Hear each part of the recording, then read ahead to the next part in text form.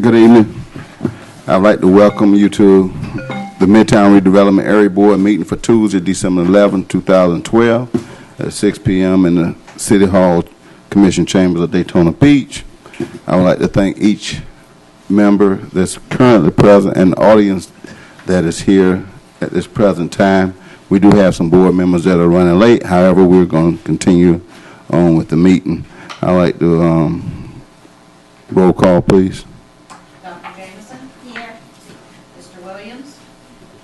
Ms. Hurd? Mr. Tooley? Ms. Cato? Here. Mr. McGee? Here. Ms. Simonette? Here. Ms. Benjamin? Chairman Ivey? Present. For the record, note that Ms. Benjamin has an excused absence. She's at the hospital.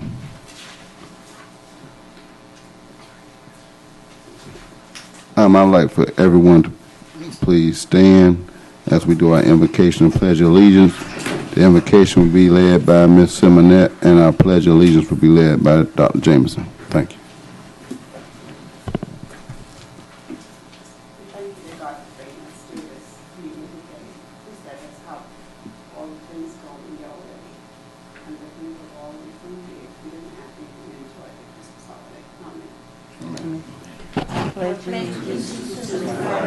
Of the United States of America and to the republic for which it stands, one nation, under God, indivisible, with liberty and justice for all.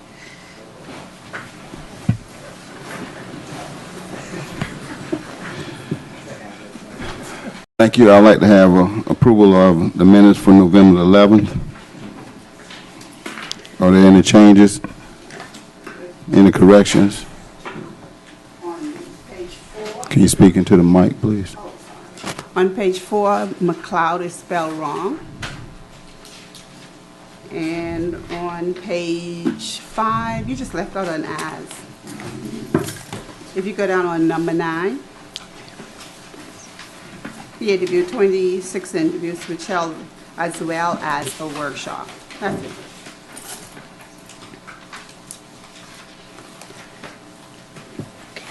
Are there any other changes or corrections?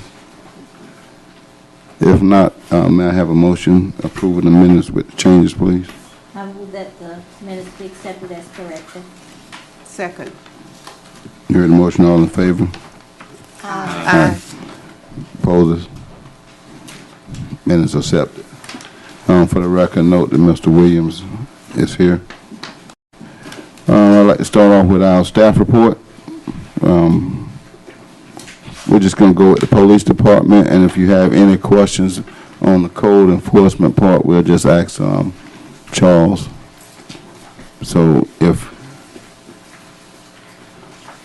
anything dealing with code, not yet. Thank you. Captain. Oh, and I'd like to thank, before you start, I'd like to thank Chief Chitwood for coming out this evening on this great day. Foggy day. First of all, before we get started, as promised. Thank you. Thank you, sir. You're welcome.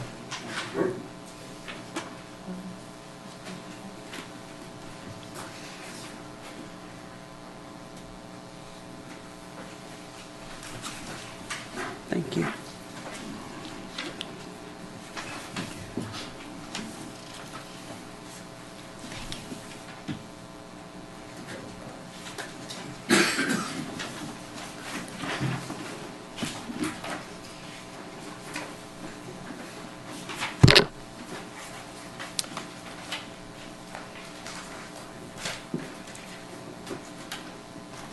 Mr. Ivey, Yes, sir. I am your liaison with the police department. Anything specific that I can address for you? Well, what I'd like to do, Captain, is basically ask the board first if they had any questions from the captain. He's on board now, so he can get thrown to the wolves. No questions? Mr. Williams. Not at the present. Ms. Cato. Question. The car I talked about, I guess that goes to code. I've called, I've spoken to Eddie. It's on Keith Street. Keach and Cedar, where the buses go into Campbell Middle School, there's a white van that's been sitting there about 3 years. Front tires are flat, spider webs. Has a tag on it, and it's a current tag, but it sits there. And when they have their routine traffic setups for speeders through the school zone, the cops sit right in front of that white van. White van, huh? Yeah. Right there at Keach and Cedar? And it's sitting in front of a residence. Do you happen to know the address? I called it in, I want to say 514, but, When did you call it in? weeks ago. Weeks ago? Yeah, I talked about it last month. That's an easy one.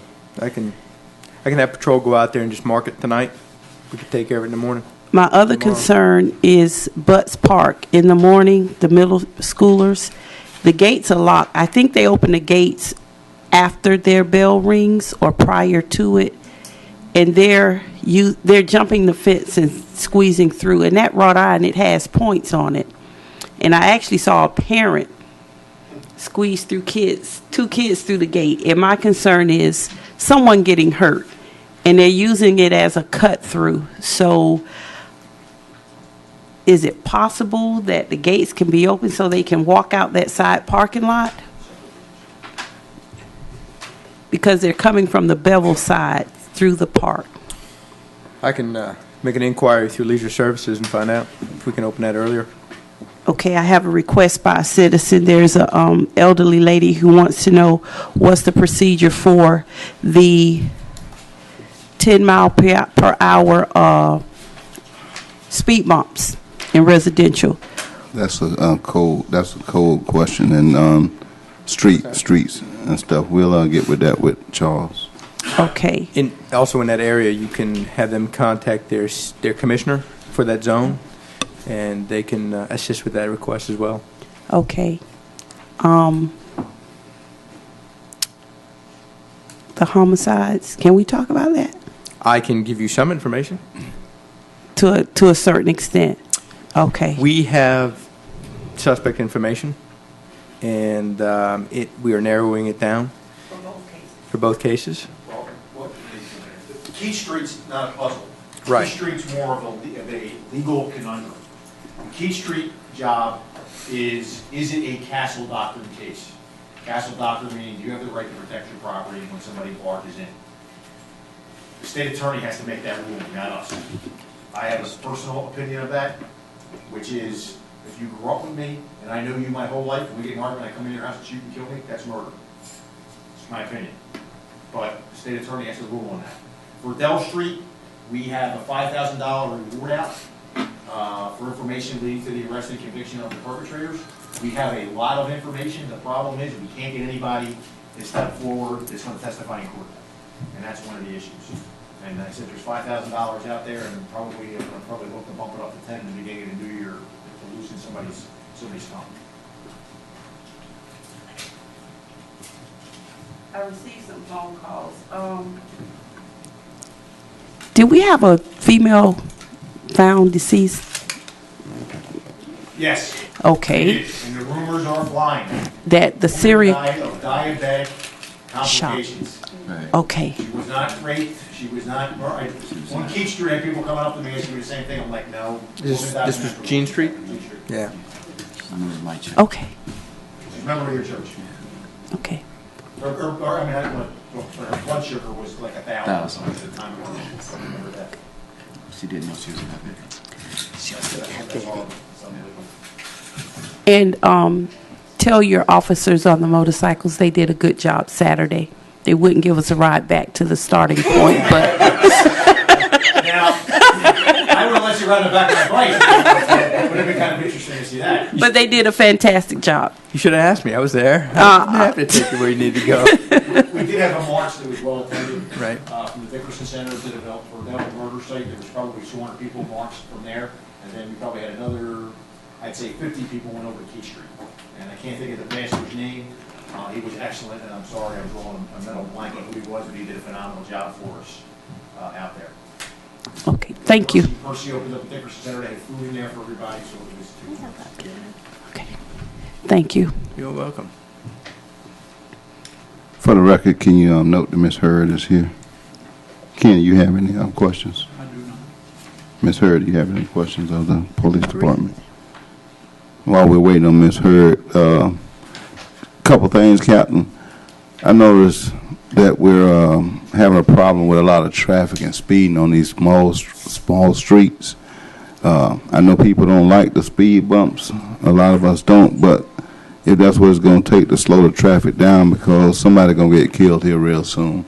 I don't know what it is, but the kids are just not paying attention to the thing. Another thing that we was looking at were the drug houses. I know we was trying to make sure we knock some of these drug houses down and continue to help clean up the community.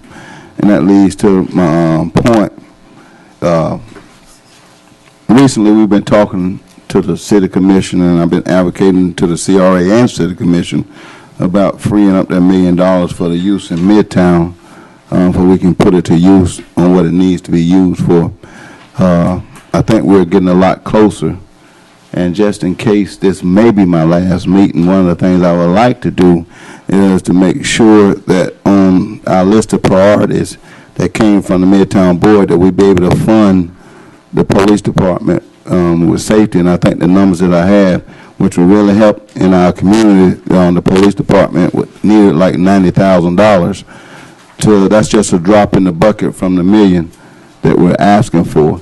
So one of the things I would like for us to do is at least make a motion that we approve and authorize the CRA to release $90,000 to the police department in order to continue to provide safety neighborhoods on our streets. It'll help because the commissioner has always asked, what does the board think about it? So it might help them, and I will like to bring it up on the next city commission meeting that we talked about it during the police department while they was here at the Midtown Board. So with that in mind, do we have any questions pertaining to that? Dr. Jameson. Will there be some written indication of how the $90,000 will be spent? I'm sure that Chief will always bring back. Normally they put more officers on the street.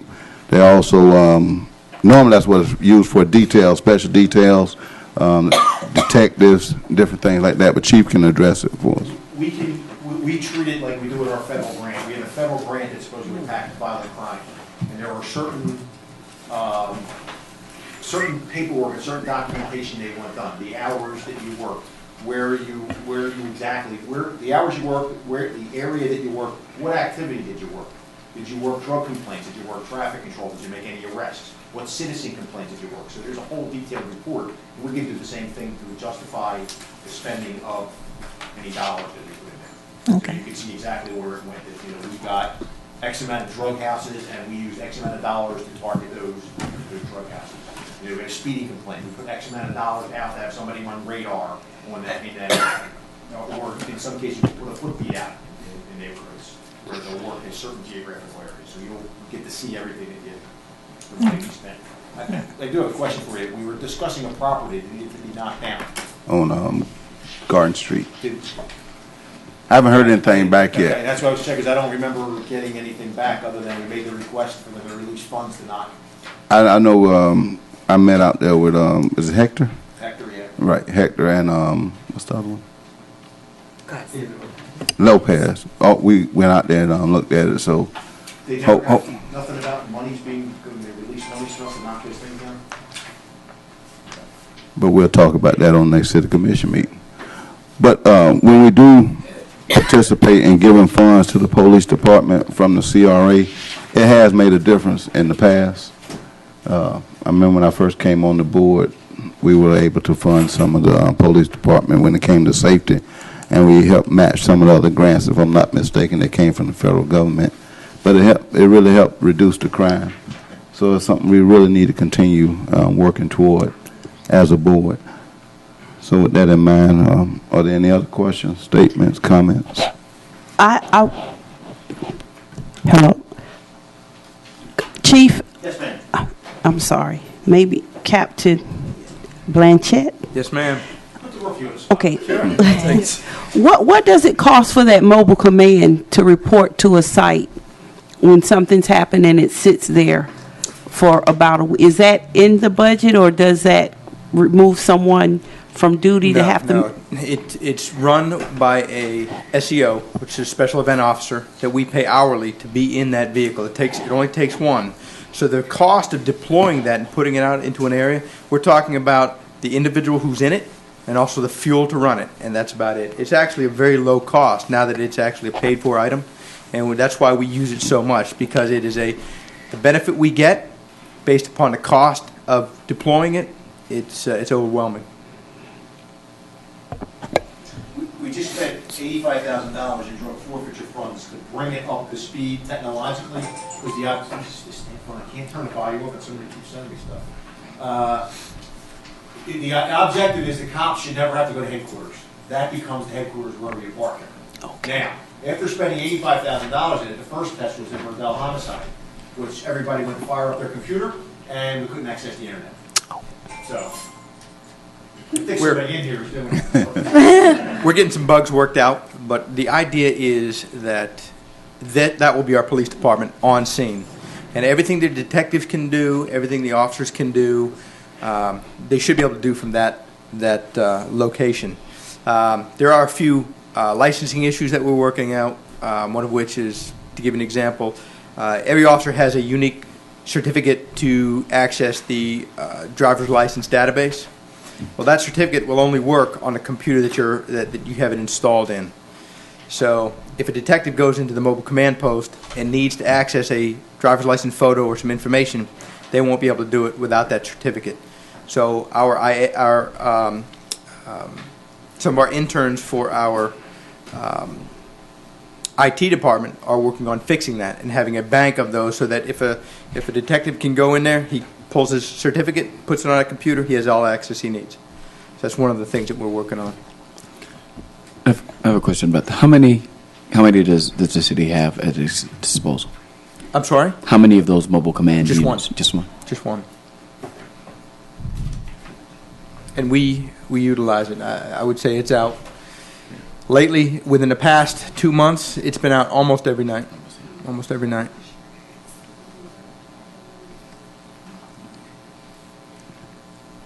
Can I put the chief on the spot for a minute? Sure. Last Wednesday, I had the privilege of participating in a self-defense class at the police department, and I really like it if you would bring that free to the Dickinson Center on Wednesdays between 10 and 12. It would be up to the people who run it as far as if they could do it. I think they have a regular full-time job during the day. That's why they do it at night. So I could do it at night. Well, if they do your police officer can do the first 3 steps. That's basically what I want, not the other. But the first 3, he can do that. Which one? Nick Fury? Yeah, I think so. Now you back telling the bad jokes? Yeah. Yeah, we can do that. But, you guys give me a date that you want to do it, and we'll do it. Okay, the second Wednesday in January. Second Wednesday in January. There you go. I would have much rather been at the simple self-defense class last Wednesday as opposed to the commission meeting, because I got beat up pretty good at the end of that meeting. I could use A little self-defense. If you need to get charged, those had to get hold of me. And what were the hours? You said 10? Between 10 and 12. 11, probably, I'm sorry. Between 11 and 2. What were the first 3 steps?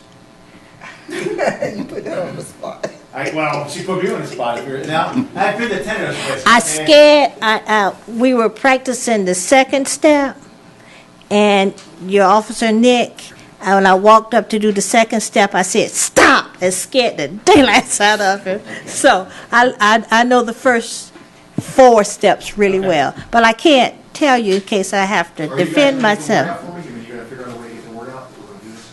Yeah, but it was very, very helpful. Okay. And so our seniors really will love it. We had close to, I think, 200 people last Yeah, there was a lot of folks in there. Okay, thank you. I'll touch base with Nick and see if we can go ahead and organize that with the people who actually teach it. If not, maybe Nick can do it himself. All right, thank you. Ms. Hurd, did you have any questions? No, don't have any questions right now, unless code enforcement has already been. No, we're No. not. Okay. Code, I'm leaving it up for you to contact Charles or code enforcement tonight. Okay, but I would just like to indicate to the police department, because when there is something to be done, it's to be done. And looking at the package, the urban campers, that's a good name you gave them, urban campers. We do not want them in Midtown. I called the police station, code enforcement, etc. I took several people down there. We do not want campers in Midtown. Ms. Hurd, where in particular, because we're having a problem with Magnolia and Keach. We're working on that, and plus the 955 West ISP, the place next, just east of the Snogo Station, they're setting up camp in the back where the trash cans used to be, in there and behind that huge hump. We chased them out of Tuscarora, and now they're setting up shop. That's two locations I know of. Okay. And another thing, I see it and others see it, panhandlers at Checkers on the corner, ISB, MLK. If I can see it and observe what they are, I'm sure the policemen see them also, but they have been passing by. And I know one of the fellas' names, and when they see the police, they dance for them. Is that right? When they see other people, they asking for quarters. ISB and MLK? Yes, and for Right Checkers. from Checkers.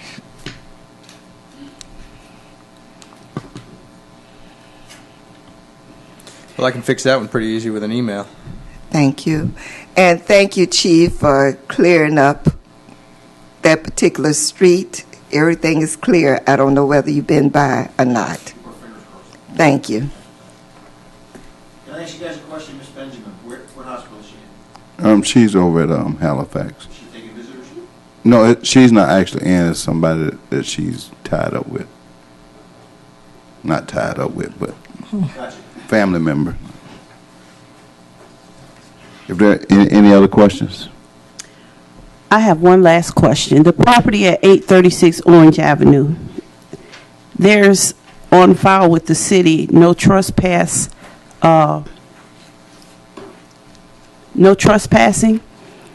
and there's a RV camper on the property. And yes, I was nosy. I went on the property. They have metal going to the the electric meter box, and how they're getting the water, I don't know. But there are people living in that property. That was the Birch property. Okay, the camper's there, and if you drive by, you can see lights in. And the owner called me from Detroit, and he said he doesn't understand because he has on file with the city no trespassing. And what can he do? But the signs have been taken down. We'll go over there tonight, and even if the signs are down, it's got to be inside. We have it. This properties are registered on the computer. The officer can check and say, is 836 Orange Avenue trespass arrested? If they say yes, he gets issued a warning and thrown off. If he comes back, gets arrested. We'll do that tonight when we leave. That has to be updated every year, and it is current that you know of? It is current. Okay. Yeah, we can take a look at that tonight. Thank you. If there's not any more questions, I'd like to go back and entertain that motion for the record for at least it can go to the city commission, requesting $90,000 from the Midtown funds be transferred to the police department. You need a second? I need a motion and a second. I'd like to make a motion that the Midtown Board, CRA, go on record to give to the police department $90,000 to be used as necessary. Heard the motion. Is there a second? Second. Heard the question. It's been motion and second. All in favor? Aye. Any nays? Motion carried. Reed, I would like for that to be recorded and make sure we get it up to the city commission and our CRA, police department, be taken care of. I'll send it to the city managers for that That's a start. next step. That's a start. Thank you. Thank you, Cap. Thank you. Chief. All right. Thank you very much. I wish everybody Merry Christmas. Oh, Chief, before you leave, I would like to take the time out because Ms. Hurd came in late. You wonder why poinsettias are sitting up here, and being that Chief is one of this young lady's favorite. I'd like for the Chief to sing happy birthday to Ms. Hurd. And I know it was your birthday, Pat. Oh, you could have took really good care of you. You ready? Yes. Happy birthday to you. To you. Happy birthday to you. To you. Happy birthday, dear Pat. Ms. Hurd. Happy birthday to you. Now To you you. became a cop. And many more, Pat. Thank you, thank you, thank you. Thank you very much. You guys have a good holiday. All right. We're going to move on to action, item number 7, which is action item development 2012-077 BCU comprehensive sign plan. Before we get started, we're going to discuss this for a few minutes. Ms. Simonette is allowed to discuss this here particular item, but she is not allowed to vote. Right, and just for the record, she has to briefly state the nature of her conflict. Will we do it now? Yes. Okay, my conflict of interest is that I work at Bethune-Cookman. Okay, Thanks. so within 15 days after the meeting, you'll have to fill out Fill the out the form, form and sign. which, if the secretary doesn't have, Charles can get for you. Okay. Matter of fact, that's item number 7 and number 8. Thank you very much. Mr. Merrill, Ron Merrill. I realize that we got our packets probably just a little late, but you know how busy Charles has been. If you got a chance to read over all the information, the plan is a pretty thorough, comprehensive plan. The plan also will bring Bethune-Cookman into the future, into the present and into the future. And I think this comprehensive sign plan is needed by the university. And at this present time, Mr. Merrill, if any of the board members have any questions, I'd like for them to ask them now. But the plan is pretty thorough. It's basically about the same plan that went out, I believe, out to Speedway, Amarillo. Yeah, for the record, Mr. Chair, thank you. Rob Merrill for the record with Cobb Cole 150 Magnolia here on behalf of the great Bethune-Cookman University. The Speedway, Halifax Hospital, and Embry-Riddle have all three had very similar plans approved. And as a matter of background, it was a few years ago the City Commission adopted a change to their land development code which contemplated these plans, basically because these larger institutions were running into situations where the sign code just really didn't fit for what they were trying to do. And it really gave them an opportunity to do a comprehensive look at their whole campus or their whole, in the case of the universities or the hospital, their whole campus, or in the case of the Speedway or the other entertainment type venues, their whole operation, and try to look at signage in a bigger picture way. And it really turns out to be a great exercise for someone like Bethune-Cookman in many ways to plan for the future for signage, to bring some uniformity into the signage aesthetics and design, and it really turns out to be a good thing. And so that's kind of the background on it, so you know where it comes from. Chuck Cameron's also here with me tonight from Central Science. He's played a big part in developing this comprehensive sign plan. So either one of us can answer questions if you have any about the details in the plan. It does have a great deal of detail to it, but this kind of becomes the code book for us going forward with respect to signage. Also, keep in mind, they've been working on this particular project. I know, like Mr. Merrill just said, for at least a couple of years. Also had the opportunity to talk with Cedric, who runs the Performing Arts Center, and he stated that it's very much needed because it allows them to constantly make changes without going to have banners made that looks tacky. And also, this particular comprehensive plan should be a part of our master plan for Bethune-Cookman. So being that the Clarion is being done, this particular plan is something that we don't have to have done. We can just insert it into the master plan for it to be there for Bethune-Cookman as we do the codes. So do we have any questions, Ms. Cato? Looking over this, the pre-existing signs, am I understanding that the poles will be embedded with cement, or everything's coming out and being replaced? Some of the new signs, and Chuck, if you want to elaborate, you can, but some of the new signs are completely new. Others are retrofitted like you're talking about, and some of them will remain the same, at least for some period of time. This really gives us a long-term vision and plan for how to, when we do replace them, how to do it. So, any elaboration on that? Just for the record, my name is Charles Cameron, and I'm with Central Signs.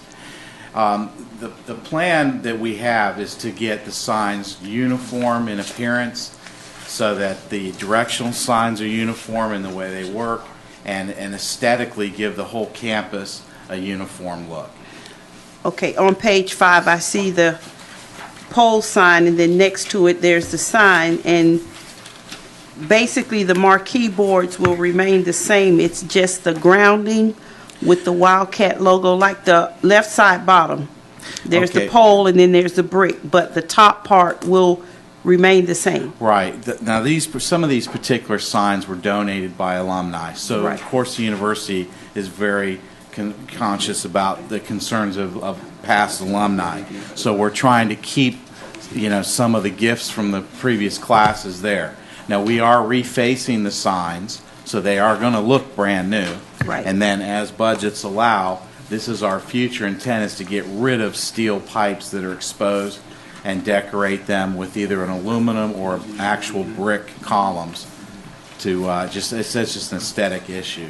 Some of them even show the rust on the picture. Right. Yeah,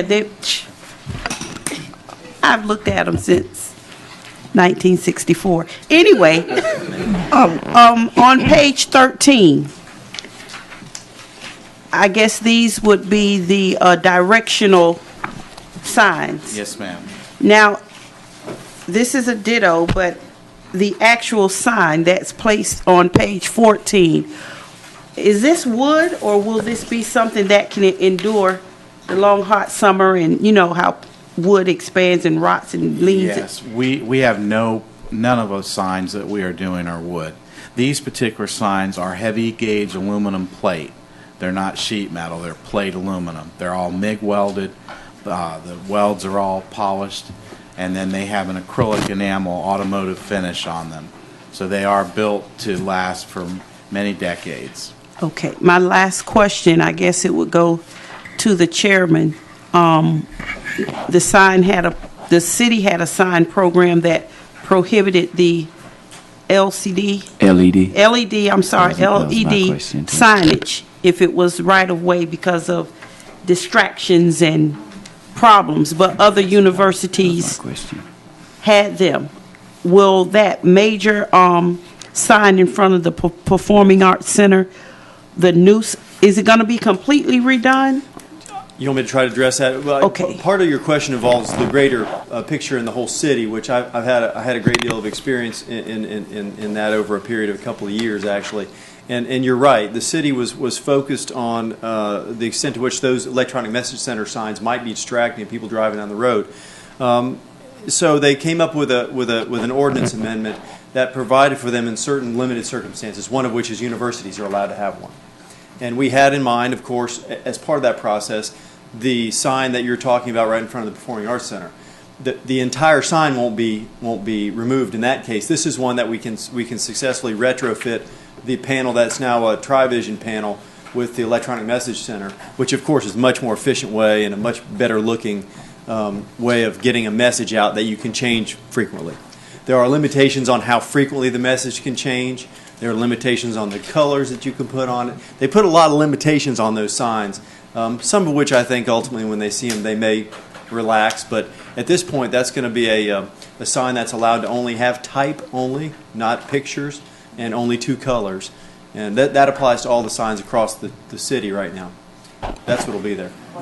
And to answer your question too, Ms. Cato, by it being a university, I don't think we foresee any problems with the university really having these type of signs. I would mention for your benefit, Mr. Chairman, that Mr. Ross just reminded me that the president of the university has volunteered that sign can also be used for public messages for emergency situations as well. So it will be available for some public use when it's needed. Yeah. Just a minute. I'm coming to you. You had any more? That was it. Thank you. Mr. McGee? Sorry. These signs are all on Bethune-Cookman property, Yes. not in the parkway grass or... No, the signs that you see in this plan are on our property. Okay. That's my only question. They look nice. Dr. Jameson? Piggybacking what Ms. Cato was talking about. So you're saying on the performing arts sign, which is on International, it's going to change, and you have to read and you'll be reading something that's changing. It Yeah. seems to me like that would be a problem on that street. Let me show you a picture of it, and then you can visualize what I'm talking about. The very last page of that package that you got shows a picture of that sign with the middle part of it that says Homecoming Week 2011.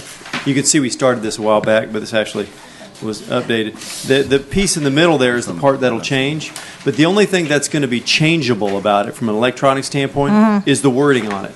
And it can change no more than every 30 seconds, I think it is. So if you're driving by, you're only going to see one sign. But it'd be something as simple as this. Yes, is what I'm trying to make it doesn't sure. have. It's not only not allowed to have moving pictures like some of the other signs you see, for instance, in Holly Hill, New Smyrna, some of these places. But the city commission was also intended to not allow any still pictures.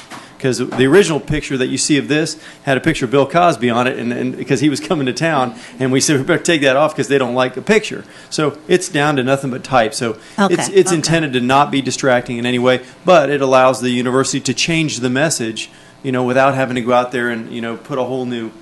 He has to go make a whole new sheet of vinyl, this sticker to put on there if you want to put a new message up. It's very expensive, and it's very cumbersome. So this allows them to change it with a stroke of a computer. Okay. I'm sorry, Mr. Williams. Okay. Are you simply going to be replacing the current signs that are there, or are you going to be adding signs in different locations on the campus?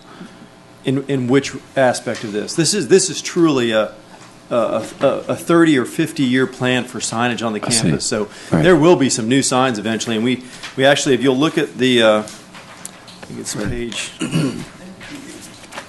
If you look at page 8, you can kind of get a picture for where all these different types of signs might go. Okay. Both the biggest ones really are the entrance signs, and you'll see the little blue stars, and then those little round circles with an S in them. Those are in areas where we think it would be a gateway sort of to an entrance to the campus, and those are some of which exist already. You see the one that says PE over there. I can hardly read.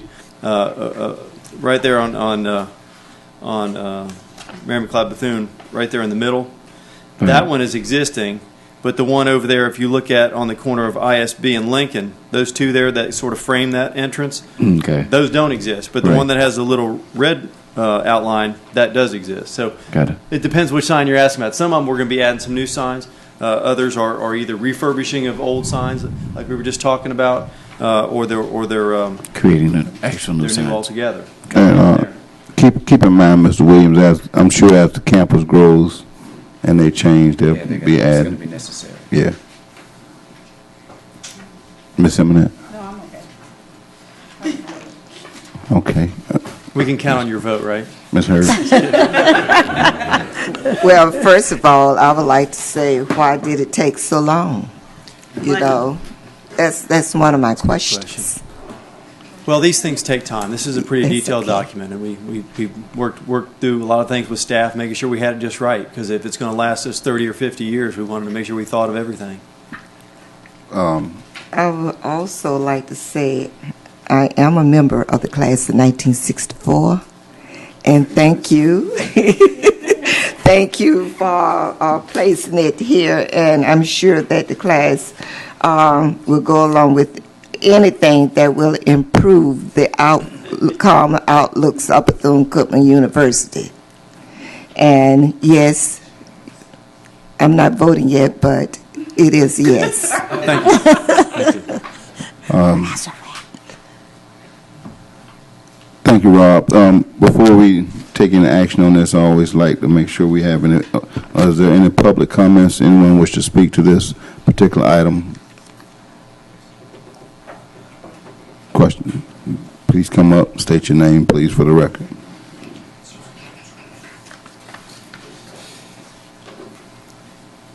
Good evening. Good evening. Kathy Washington, 937 Lockhart Street.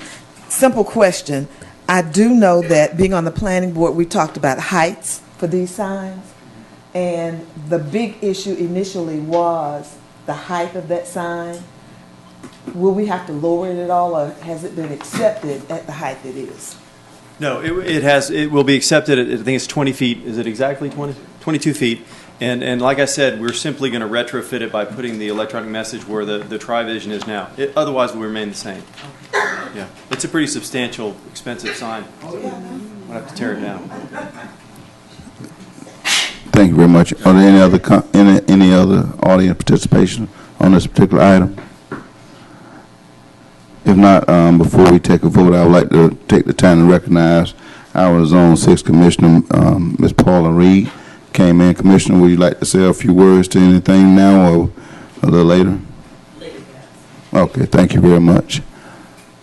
With that being said, is there any more discussion on this particular item?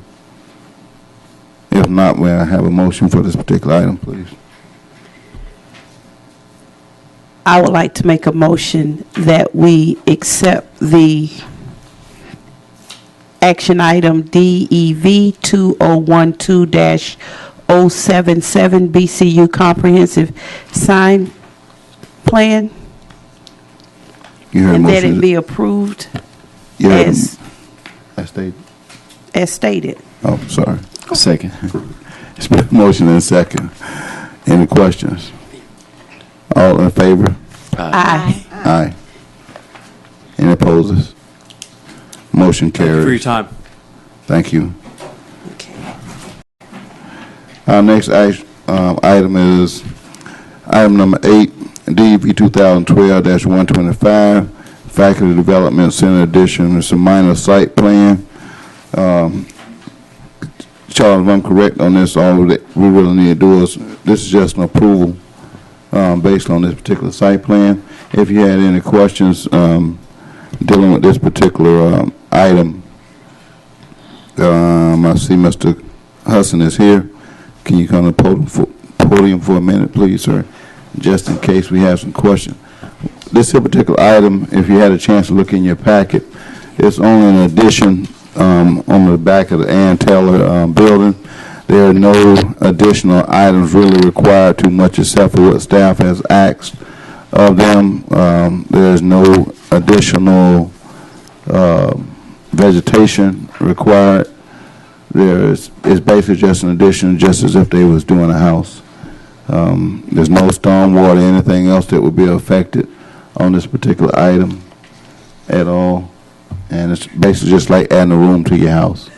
But if you have a question, Dr. Jameson. Just define for me to allow vehicular services, both light and heavy. Wait, you're on the wrong one. Packet. I'm on the wrong one? Yeah, we're on BCU Faculty Development Center Item Edition. 8. Yeah, That's what I 8. have. Agenda item 8. I think Do I have- an earlier draft of what. Yeah, you might have. Oh, I got the wrong address. Oh, Okay. Oh, okay, that's the wrong one then. All right, never mind. Okay, If not, all right, I'm good. you good? Mm-hmm. Ken, you have any question pertaining to this particular item? I do not. And Ken, Ms. Hurd? Okay, thank you, Ms. Hudson. I had a question. Oh, I'm sorry, Ms. Cato. This is the old president's home, Yes, ma'am. and you're just adding a in the back. Yes, ma'am. You won't be disturbing any trees? No, ma'am. Okay, we're fine. Is anyone in the audience wish to speak to this particular item? If not, may I have a motion, please? Madam Chairman, Mr. Chairman, I make a motion that we accept the action item development, DEV 2012-125, with the BCU Faculty Development Center addition, as stated. Is there a second? A second. You heard the motion. It's been seconded. Any questions? All in favor? Aye. Aye. Any nays? Motion carries. Thank you. Mr. Chairman, thank you. May I say happy birthday to you? Thank you. Okay. Thank you. Our next item's action, item number 9. I'm sorry, item number 9, action item, development 2012-136. It's the Franklin Street site plan, 110 North Franklin Street. This also is a minor site plan adjustment. At this particular time, I'll ask that Mr. Dowse come up, please. He's representing the applicant. Before you start, I need to make sure I have the right thing. 110 North Franklin Street. Uh-huh.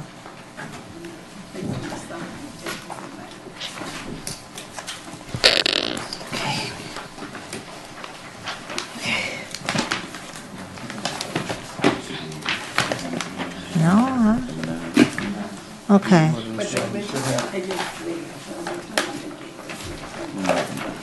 Because they sit out. You should. Both of them got it. You should have one like this.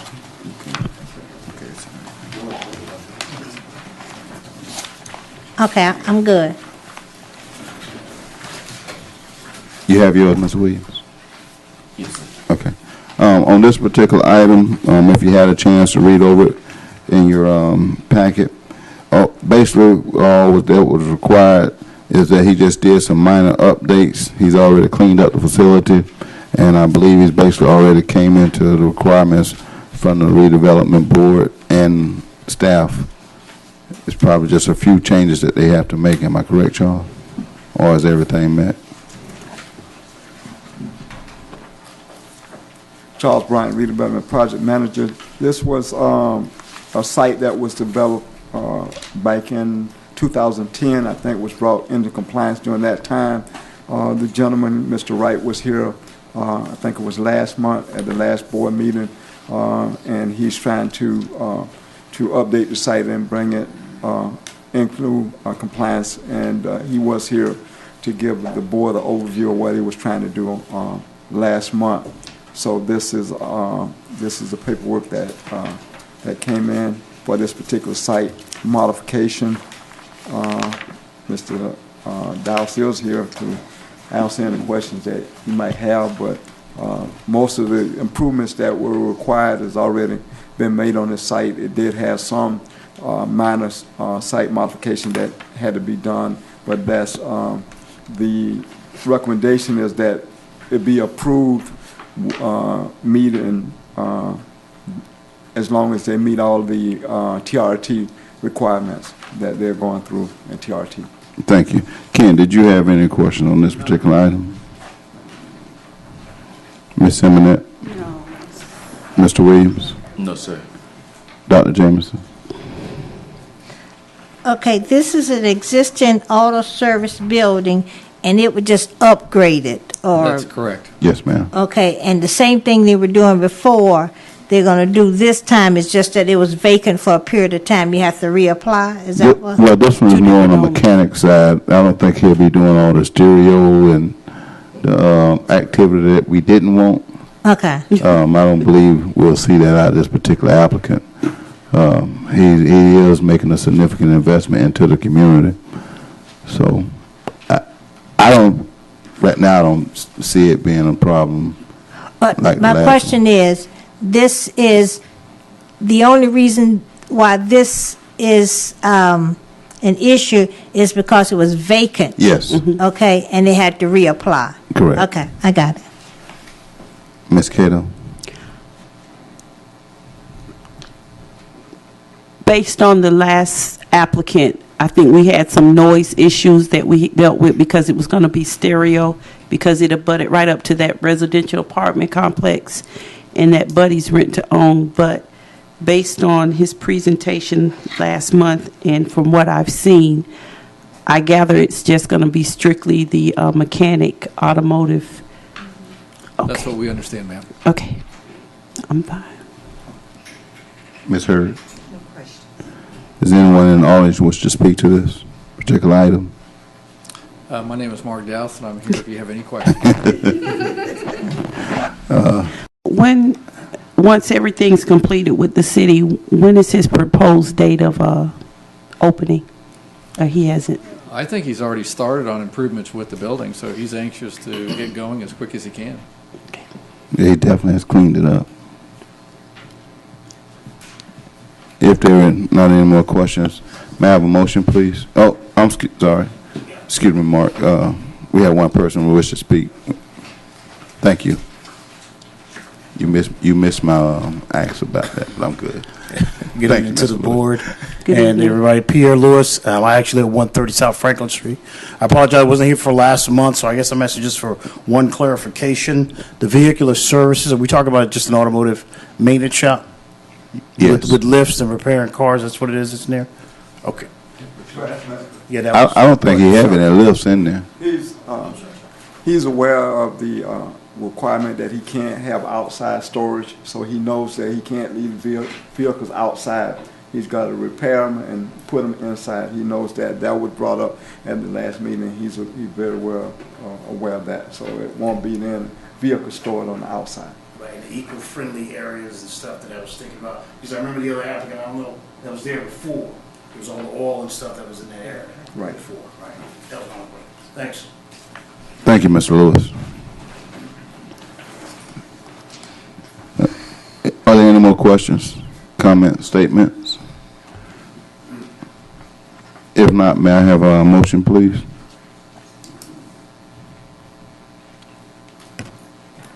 Okay, I move for the approval of site DEV 2012136 on 110 North Franklin Street, the minor modification. I second. You heard the motion has been seconded. Are there any questions? Any discussion? All in favor? Aye. Opposes? Motion carries. Thank you, Mom. Mr. Downs. Our next item, number 10, is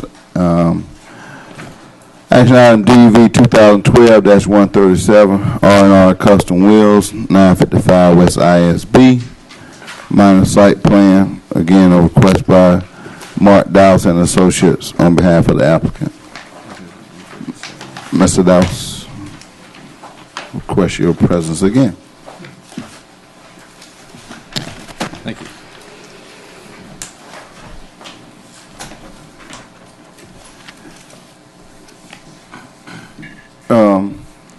This here particular item also is currently located at 955 West ISB.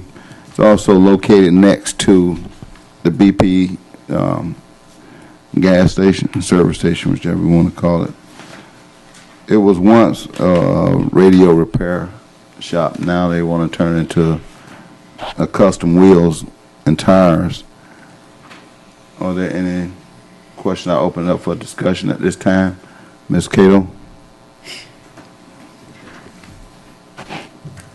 Do we have a current rental wheel place on International? Is it still there? Yes, we do.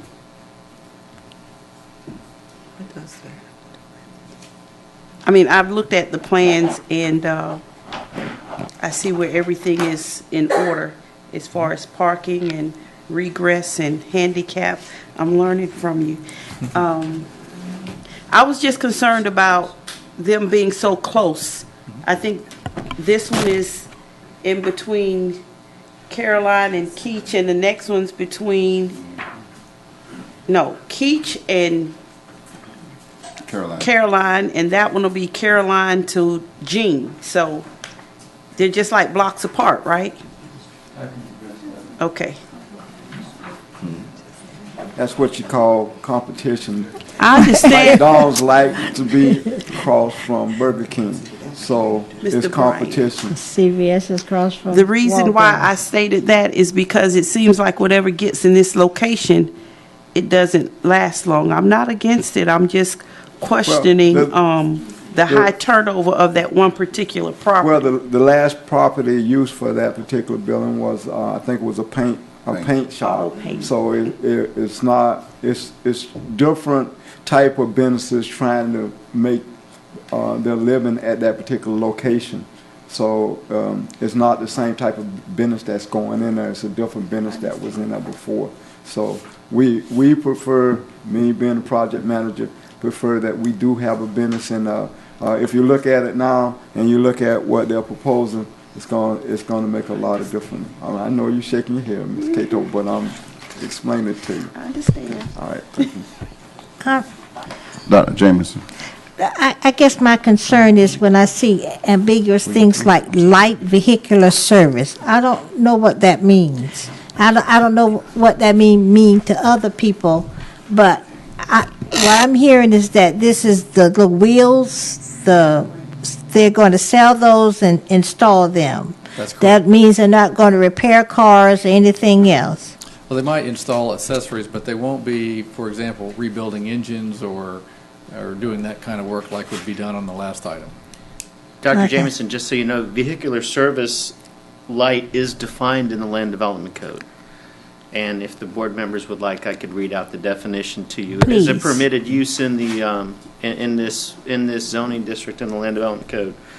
So light vehicular service is a facility providing fueling and minor servicing of self-propelled vehicles such as gas service stations, fuel pump islands, car wash operations, including incidental retail sales of tires and other nominal automotive accessories. All right. And that's as opposed to heavy vehicular service, which is your full-on repair shop and body shop. Okay. I wanted to piggyback something off of that a minute before I move on to the next person. When we're dealing with the light vehicular service and it said with sales and installation, that doesn't allow them to sell cars, does it? The light vehicular service category would not allow them to sell cars, whole cars. It would allow them to do automotive accessories. Yeah, I just There's want service involved. I just want to make sure that we're not finna turn this into a car lot. Or is that That's any not- attention? That's not what they do for a living. They actually have multiple stores throughout the nation, and their product, basically it's wheels and it's tires, and that is their niche, and they do quite well in it. So I can't see them wanting to expand it beyond that to sell cars. Okay, I just want to make, because I think that's what Dr. Jameson is really asking. We're looking at selling wheels and tires.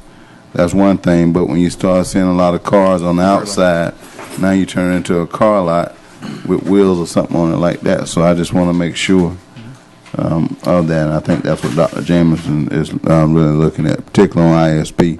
Now, Ben, that would not be allowed. Is that correct? Well, that's a permitted use in this district. I don't think that's what your clients applied for in their site plan, and it doesn't look like it's configured for an automobile sales They have site. not applied for it, and on the site plan, we have to state the intended use, and auto sales is not listed on our site plan, so it'd be excluded. Okay. Charles, well, Dr. Wood, I'm sorry. Dr. Jameson, you had any other questions? Mr. Williams. Just to be clear, it just seems like a duplication of a business that's just a block away. Is that what it is? My concern is how does that work with what we're foreseeing in the future in relationship to the Midtown redevelopment plan? I think we were going to get into this discussion. I was trying to hold back a minute because that's some of the things that I was sitting back looking at when I was correlating this on where we're trying to go and where we're at. This application is in. is not what we want on the corridor, but it goes back to where we need to revisit the item of pushing the prohibited use list in Midtown. If you're going to move toward the future, and we know that these type businesses really don't provide the jobs and economic stability that we're looking at, that's one of the reasons why you want to sit back and revisit this item. It also goes back to why we have currently having that study done from PMG, for we can have a documentation in order to move a prohibited use list forward again back to the City Commission. Hopefully this particular study will be done within the next 2 months. Then we'll, I think the board needs to come back and say, okay, enough is enough, and that'll start cleaning up where you can move toward the master plan. But I do concur with you, Mr. Williams. That was part of our discussion in the workshop, that is, at this point in time, we cannot prohibit anything. So if right now everybody has seen the master plan, know what we want to stop, everybody can put in the application right now, and we can't do anything about it at this time. Well, one of the things that can be done is something can be done about it, but it has to go up to the commission level. And what the commission can do is go ahead and put a moratorium in on any of these type businesses coming into the CRA until the study is complete and been done. That's something that the City Commission can really do next week on their City Commission meeting. That's the only way currently now that you can stop any other particular items that don't agree with the master plan at this present time. It has to come from the City Commission. Am I correct on that, Ben? That's right. The City Commission would have to adopt a moratorium by ordinance. And if we can talk to the commissioners about this, and particularly the mayor, because we know through all the studies that have been done that it is not needed in our community, and it doesn't provide jobs, and it was only going to continue to make the area decline, especially when we're trying to move forward. When you got a university that's constantly growing on both sides of the street now, and you're trying to get retail into these particular areas, we really need to address these type of services from coming in. But the application is in. There's no doubt about it. The application is in, and basically that's where we're at on that, Ms. Eminent. No, my thing is, could we then go to the commission and ask them to put a moratorium on it? Yes, that is something that we can do So as at a least board. we'd know we won't be able to have another business. I mean, we'd have to approve this one now and call it a day, since we have 2 of them there at the moment. Well, and at the end of the meeting, I'm going to ask if the commission have time, once we get into the comments, because this is the last item, we can ask Commissioner Reed to come up and we can talk to her as a board. Not to put you on the spot, Commissioner. Okay. But if she has time, we'll address it now for a few minutes. But if, Ken, did I ask you if you had any questions? I have a comment. Okay, comment. It just seemed as though each of the items that we have approved on this stretch of ISB have been automobile or some vehicular use going back for 2 or 3 years, and we feel like fish swimming upstream, you know. Your guys are just lovely and happy to have them, even though they don't fit. Well, I think one thing you will find is it is a national chain, so it's a well-run operation. They have good products, and they probably will have an expanded line of products that you would not normally be able to get, and I think that's a positive. And I think the other thing we really need to consider is it's on ISB, and right now, of course, the building is vacant. The site looks pretty good, but if you'll notice from the landscape plan, there is quite a bit more material that's going to be added to bring that site up to an attractive landscape site.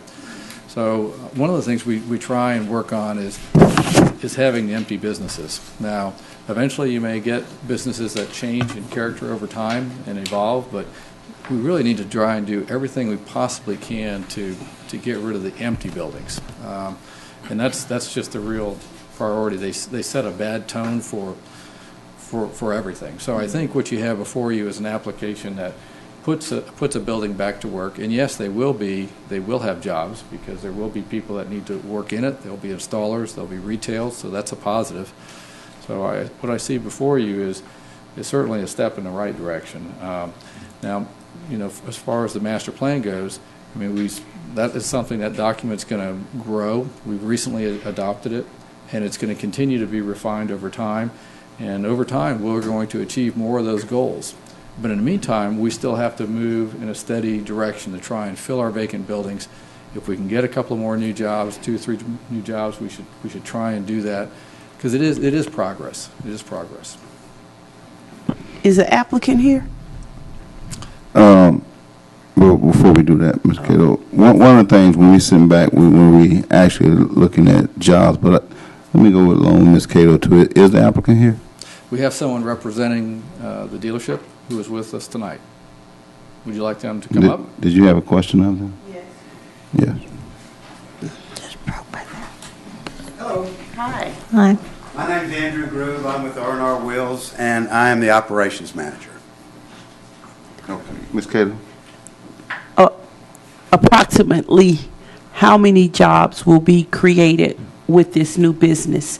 And will these employees be brought in, relocated to run this facility, or will you, I know you're going to bring people from stores to set it up and get it going, but will they be permanent staff, or is this a business that's going to create some economic income for people in this area? Well, first of all, I'd like to say we're a Florida-based company, unlike the one down the street that is a California-based company. Second of all, of course, we're going to be hiring local folks. I may not train them here. I may train in Orlando before I bring them over here.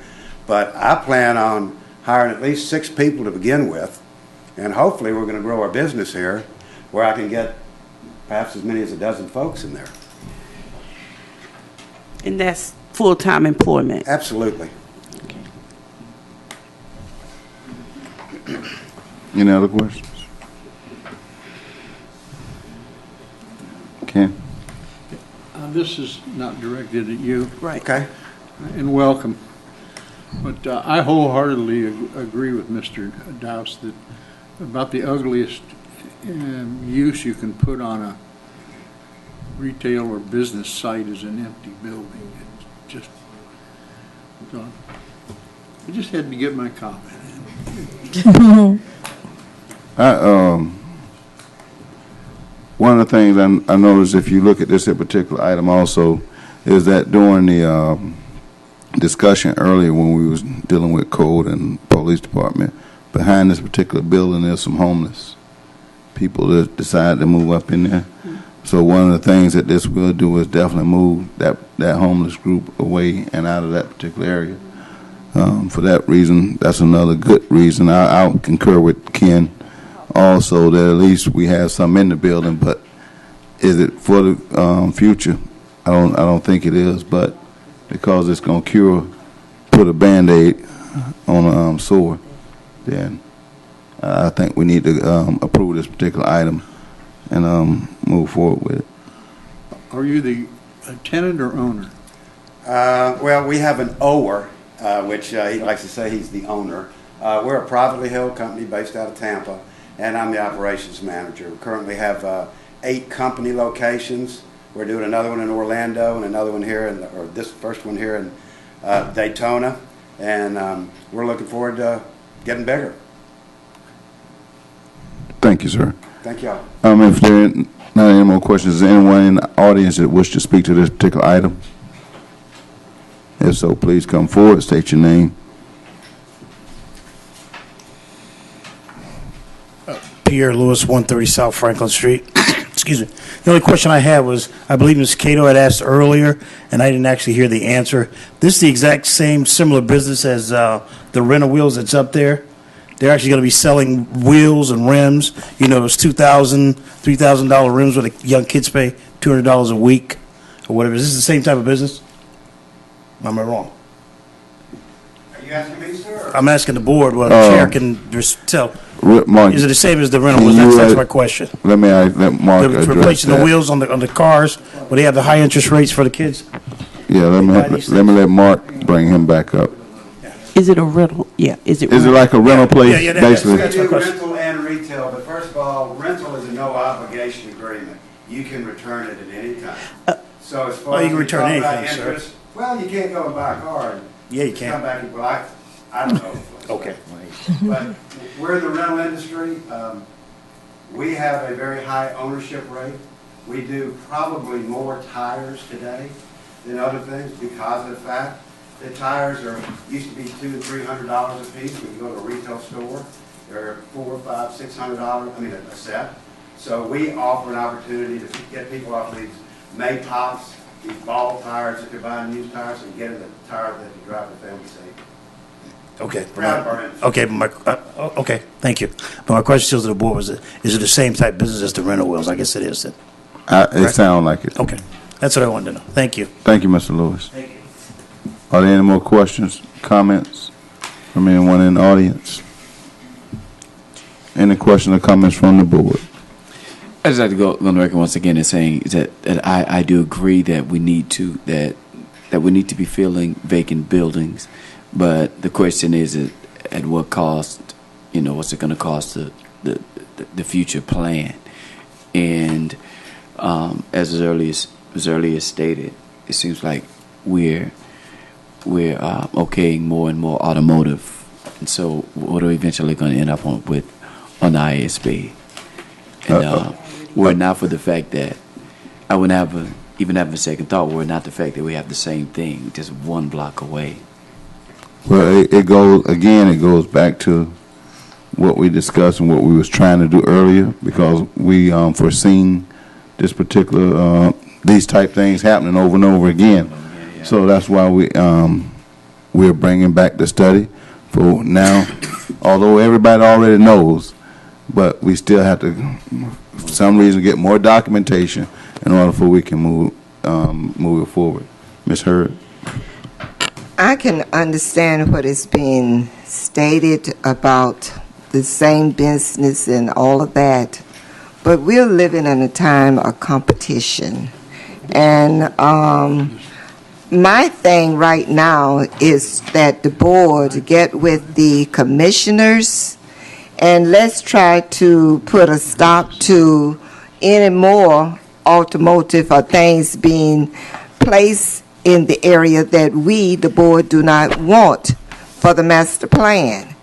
The application is in, and I know at this time we can vote it up or down, but it is up to us to stop it now with the commissioners and let them know that we want to go forward with our master plan. So noted. Dr. Jameson, did I see your hand again?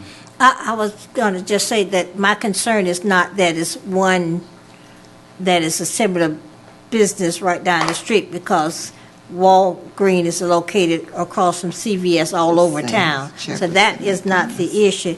The issue is primarily that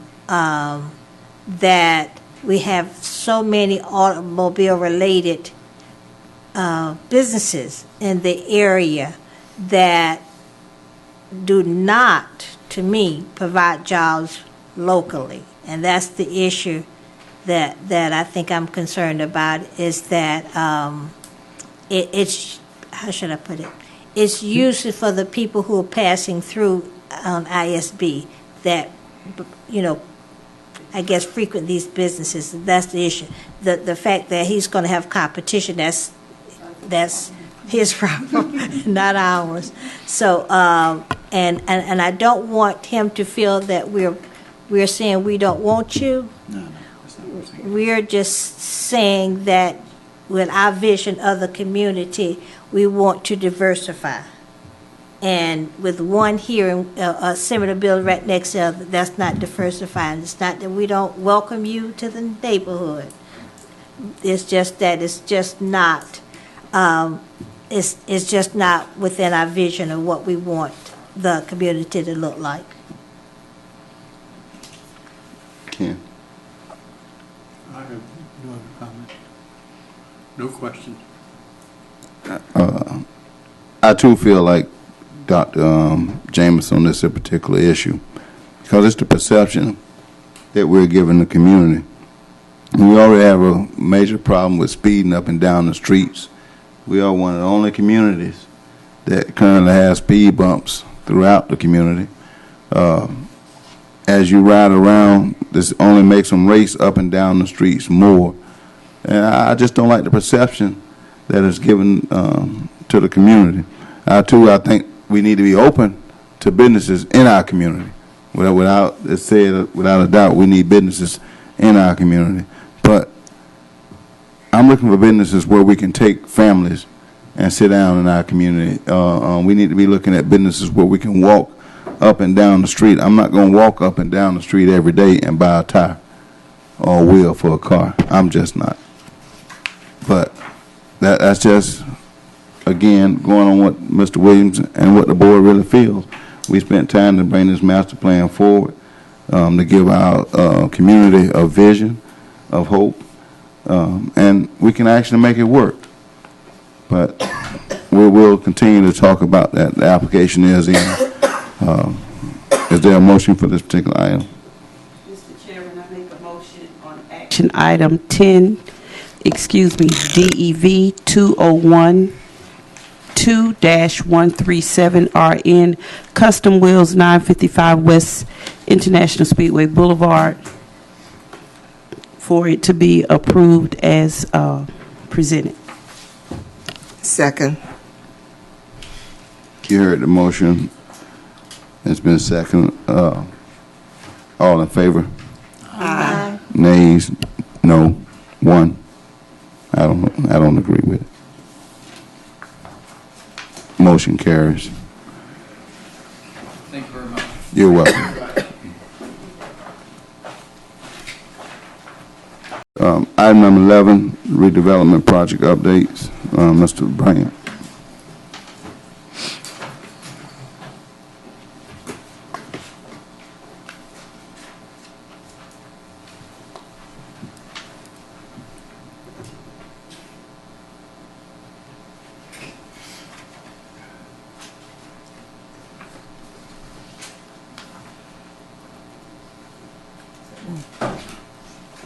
Go to the next one, please.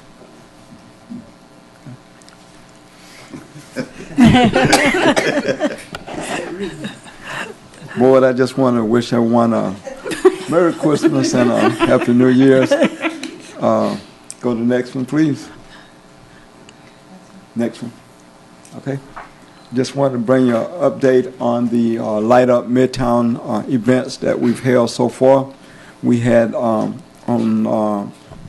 December 1st, we held our first Midtown Light Up Midtown Health Fair.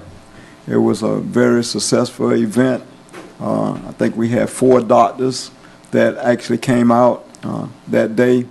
Walmart came out and gave out free eye examinations.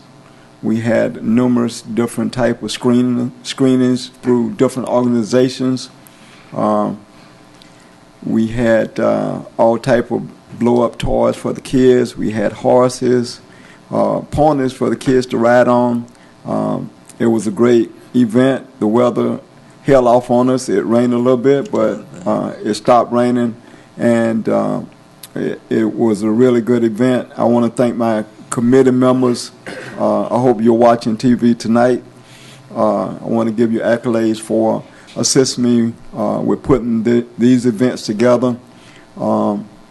It was a committee made of different community people and board members that are here tonight and the ones that are not here. I want to thank you for coming and helping us put these events on. I couldn't have done it without your assistance. and also the assistance of the Volusia County Health Department. Suzanne Grubbs and members of the health department really stepped up to the plate and actually did most of the work for this event, for the health fair. And I think the community really came out and supported and enjoyed it. At the first event, also, we had a tree lighting ceremony. It was great to see the kids get a chance to decorate a tree that was donated by Walmart. The kids actually made their own decorations to go on the tree, and they decorated the tree. We have, if you get an opportunity to go by and look at the tree that we have out, if you go to the next, well, let me talk about this one first before we go to the next one. This is just one of the banners that you see up here. This banner has all of the sponsors that participated, in-kind services, and also the ones that actually gave us money to help pay for the cost of some of the things that we had at the event. This is one of the banners that we had. We actually have 5 banners up right now. This one's at Daisy Starkin. We have one at the corner of Ridgewood and Mary McLeod Bethune. We have one right down on Bethune, right by Whitehall on Bethune-Cookman campus across the street. We have another one on George Ingram and Nova Road. And the last one is on Derbyshire, on the fence by the tennis courts on Derbyshire. So if you've been watching the newspaper, we had an article in the News Journal. We had several articles in the Daytona Beach, the Daytona Times. We should have an article coming out in the Hometown News, and myself, along with Suzanne and some of the other committee members, have been on WPUL. So we made a lot of effort to try to make sure the community was aware of the activities that we've been having. The Christmas tree, if you go to the next slide. Well, that's one of the events there. Keep going. The Christmas tree. The Christmas tree is 25 feet tall. It's light. It's beautiful at night. Next year, the only thing I think what we're going to do is we're going to put a timer on that tree, because I find myself going out every night, plugging it up, and when I'm on my way to work every morning, I'm going by to unplug it. So next year, we're going to make sure we put a timer on it. So it comes on a certain time, it goes off a certain time. Save a little wear and tear on me. You know, I had a birthday yesterday, so gotta save a few more years. But anyway, it's a beautiful tree. If you get a chance, go by and take a look at the tree. This past Saturday, we had the first Light Up Midtown Christmas Parade. If you didn't get an opportunity to see the parade or be in the parade, you missed a treat. It was great to see the elderly people on Mary McLeod Bethune come out, sit on the porches, in the chairs. You see the kids running to get candy. It made me feel good just to watch them, because we haven't seen that in a few years, but they really enjoyed it. We had great participation. I had about 50 different entries into the parade. We had a car club that had eight cars in it, the Lincoln and Cadillac Club. We had 4 bands. We had Campbell Middle School, Mainland High School. We had a reggae band and also a drum line. So we had some good music going on, and we had walkers in the parade. Thanks to Miss Cato and her family, and we had our commissioner back there on the fire truck, and we had Santa Claus. Thanks to I have to mention Mr. James Benderson, one of my co-workers. He was Santa Claus, and I have to give kudos to him, because he really helped me out while I was on vacation. He did a lot of things and helped me out while I was on vacation. But we really had a good time with the parade, and we brought up the rear with a 30-foot airplane. So the kids were very excited about seeing that airplane on the back of that trailer. You know, the guy called me last Wednesday night out the city commission meeting, and I was still at work, and he told me, he said, I want to be in your parade. I read about it in the newspaper, so I was excited and everything. Then he told me, I said, what you going to put in the parade? He said, airplane. So the first thing I thought about, well, this guy's going to fly this airplane down through Midtown, and I'm going to be in a lot of trouble. And so after he talked to me a few minutes, then he told me, no, I'm going to put it on the back of a trailer. And then I said, okay, I'm fine with that. So the kids enjoyed it, and the people really enjoyed it. And I think it went really well. We didn't tie up the street. We stayed, thanks to our chairman, who rode his bicycle, and him and his daughter rode their bicycle in the parade. And all the assistance that we received from the committee members that were out. I did the lineup. Put the people in order and everything, and when I got on site, I just handed out my handouts, and these guys, they lined up the parade, and they pretty much ran everything. So it was a community effort. This coming Saturday, we have a step show from 1 to 5 at Davis Stocking Park. I think it's going to be a great event. On the 22nd, we have a gospel fest that's going to bring together the community. The local choirs in the area. We're going to have some local people that are going to be singing, some praise dancing. We're going to have a lot of events going on. Also, I forgot one thing at the health fair. We showed a movie, The Wiz. It was getting cold, and we was kind of worried about no one's going to stay around and watch this. We had about 25, 30 people that actually stayed until the end of the movie. And so it's been a great effort, community effort, where people coming together in the community to do something positive for the Christmas holidays. We have one more event that's going to be a presentation to on the 19th at City Commission meeting. We had 3 members for the committee that went around and judged the best decorated resident and business. We have plaques that we're going to be handing out, and you would be surprised if you roll around in our community that the businesses and the residents that actually decorated. They did a great job, and we'll be here to make that presentation on the 19th at the City Commission meeting. Members from the judges that actually went around and judged, they're going to be here to make the presentation to the award winners. So again, I just want to take this opportunity to thank everyone that was on the committee. It was a lot of work, but it was a group effort, and I appreciate all the assistance that the community and the committee gave me, and we look forward to better things to come in 2013. Thank you. Thank you, Mr. Brain, on Mr. Chairman. Project updates. Yes, ma'am. Ms. Cato is going to sing the December 22nd Christmas in song, so if you want to have a treat, and I think somebody else is going to be there too. So the Midtown board will be well represented. Yeah. Okay. Thank you very much. Moving on to item number 12. Before we go to public comments, I would like for Commissioner Reed to come up and give her a few minutes to address the board, please, at this time.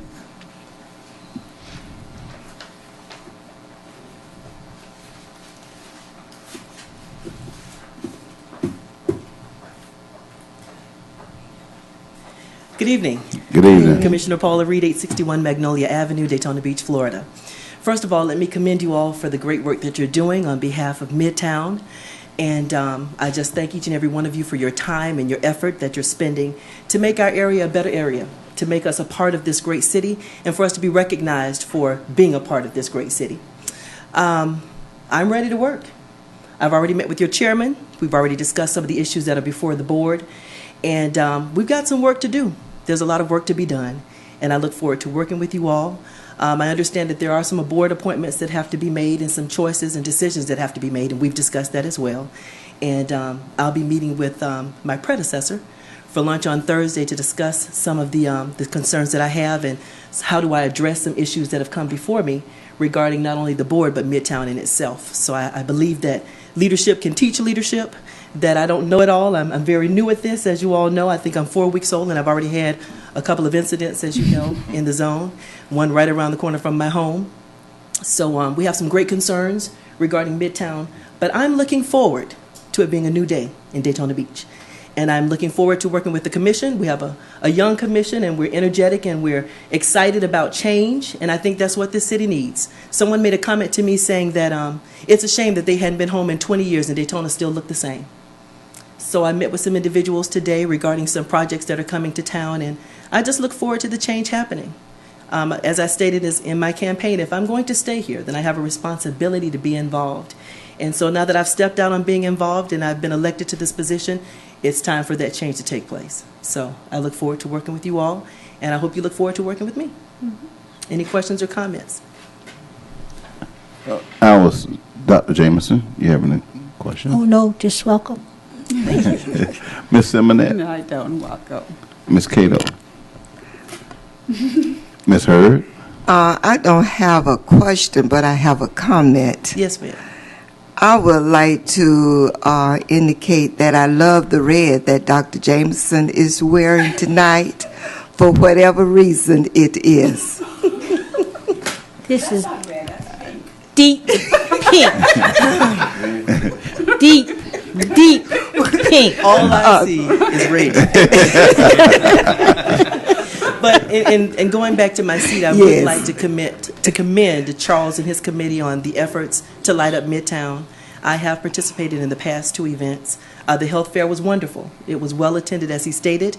And yes, I rode Daisy, the fire truck, with Santa and waved at everybody. No one told me that I was going to have to step up high. You know, I thought they were going to be steps. But no, and I said I hadn't done my Taibo that morning. But the firemen helped me on board.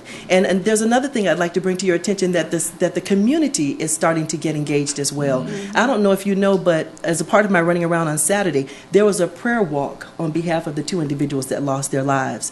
There was a church off of Seagrave that brought the families together, and we marched from the Dickerson Center. We marched that entire circle down Martin Luther King back to the Dickerson Center, and then we went on Keats Street and we prayed with that family as well. So I'm glad to see that the citizens are also taking initiative, because we can't do this by ourselves, and I'm only 1 vote on the commission, so it's going to take all of us in order for this to come together. So I'm proud to say that the citizens took action on their own.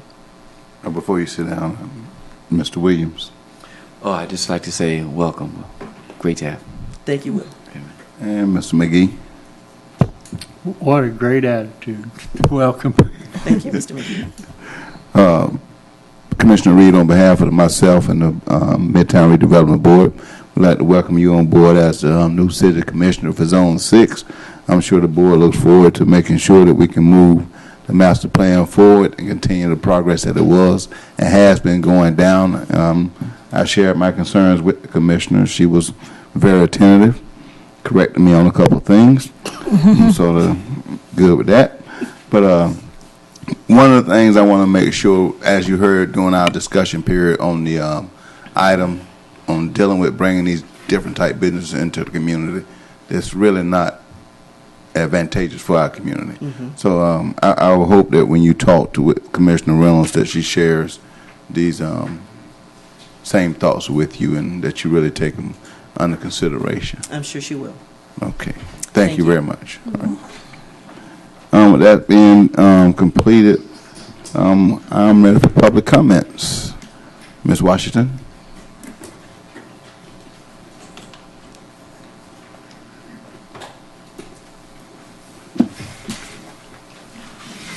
Good evening again. Good evening. I have several comments. One, Can you state your name for Kathy Washington, 937 Lockhart Street. One item that I think really needs to be followed through is that prohibited use list. It was put on the back burner. There were some items that were of interest to some of the individuals in the other redevelopment areas, redevelopment zones, and it kind of, as I said, was put on the back burner. It needs to be brought up, because until that's put into action, we're going to have the same issue again. I thought about it when when Ms. Cato brought up the matter as it relates to two businesses in close proximity. It's good for competition, but then let's go back to what we've also added, and that's the Lincoln Mercury property, what's going in there.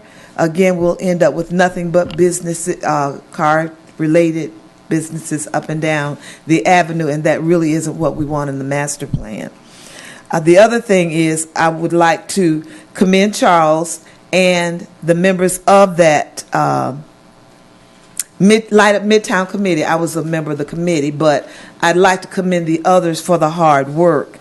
I called him on Saturday after the parade because I chose to walk the parade, to let him know some of the comments that were made by the individuals that lined the street. People were really, really pleased with the parade.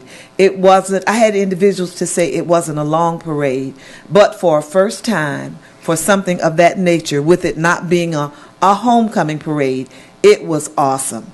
The smiles on the seniors' faces, the joy of them being there to see what was going on, that they came out after hearing there was going to be something. The committee, as well as the city, is to be commended on the agreement to have that parade. You have no idea how much it meant to the citizens, not just the seniors, not just the individuals that sat along the street, but the individuals that walked that route. To be able to get a smile from the people in the community, it made a big difference. And I think the work you all have done this year has just been magnificent. I wish you all a Merry Christmas, a Happy New Year. Look forward to seeing you in the fall, in the January, in the winter. It will be winter then. And ask you to keep up the good work, because we do see the changes in Midtown. Thank you. Any other comments? Mr. Lewis?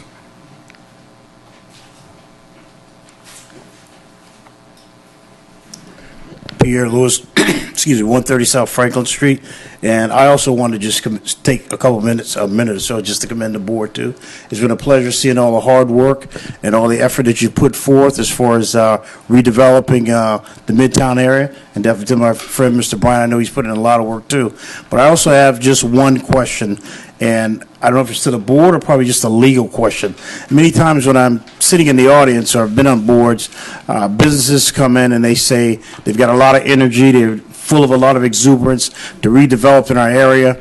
And the question is always posed, like Ms. Cato asked earlier, about the jobs that are in the area. And this is something that I know it's dear to me. I talked about it long before the economy was having its phase that it is today.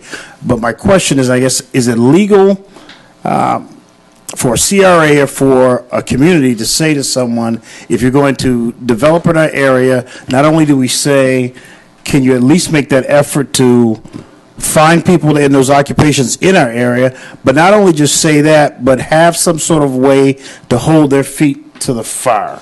Is there a way, is that a leak? Can you legally do something like that? Like, for instance, when all the other mixed income areas got built, we know that people came into the area and all of a sudden they got the money and then they went somewhere else, et cetera, et cetera, et cetera, and other businesses. So can you tell someone that, I mean, I know I've seen it before, they say, okay, you're going to develop in the area, and what they said, what is done is, and Mr. Bryan, you correct me on this, is sometimes an ad goes out in the paper, it goes out in the Daytona Times, they could possibly put out flyers in the area, and I know sometimes friends of mine have told me, well, sometimes people don't want to work too. So I understand that. I mean, I try to keep an open mind about that, I really do. But my question is still is this, and I'll really be brief, is it legal to do something like that?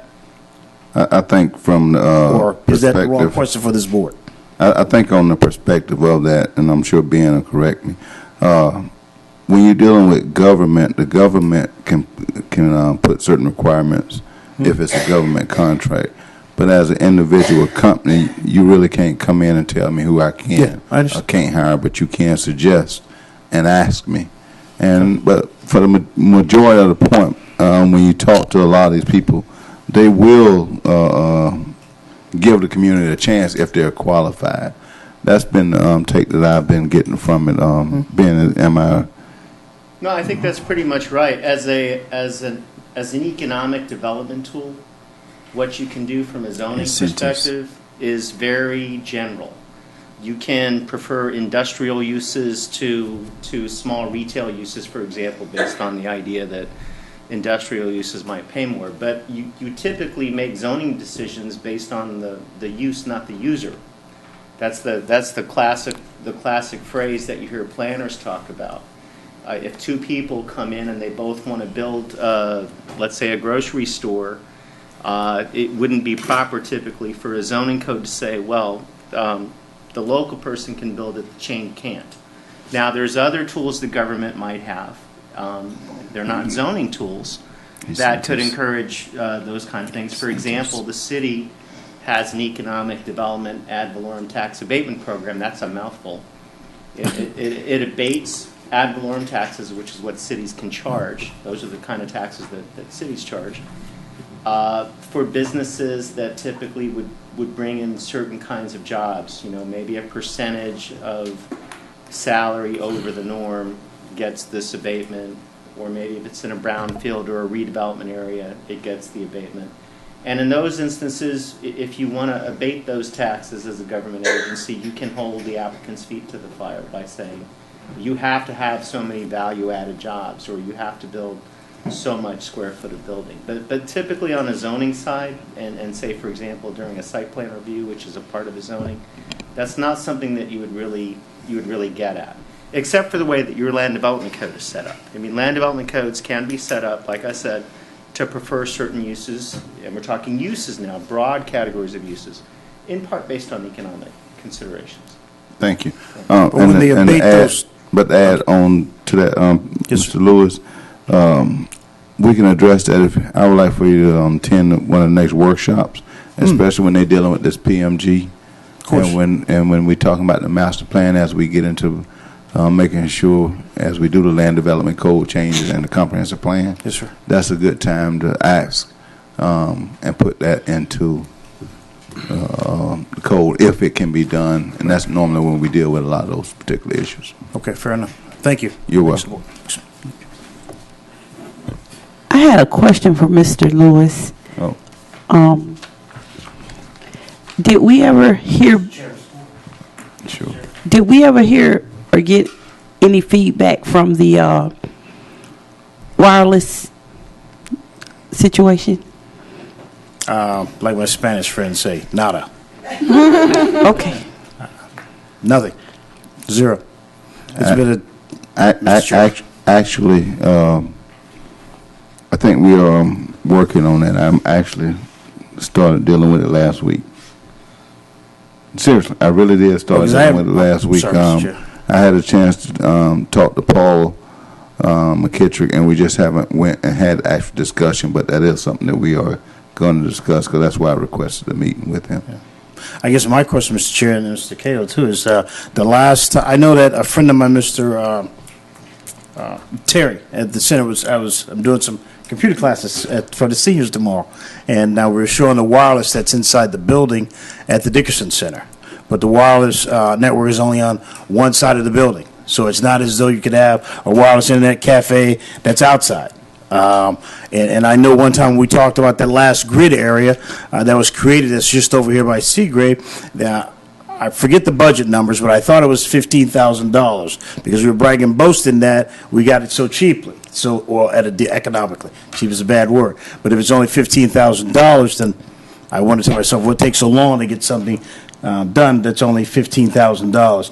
I, for one, believe that in my neighborhood network centers, we're kind of crime fighters because over the last year, we've gotten jobs for 23 people.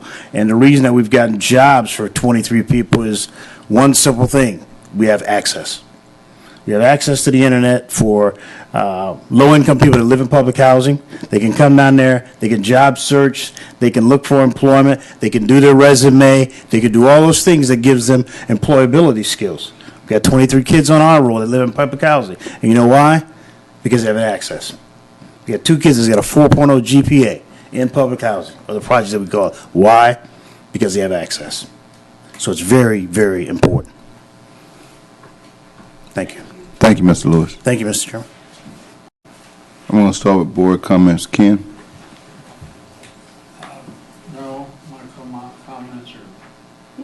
Same as, I beg your pardon. My comments are basically the same as last month. I think we should start looking toward what we think should be in those 5 like sub-neighborhoods and begin to get a picture of how the real estate, and can we assign a center of gravity for each of those 5 sub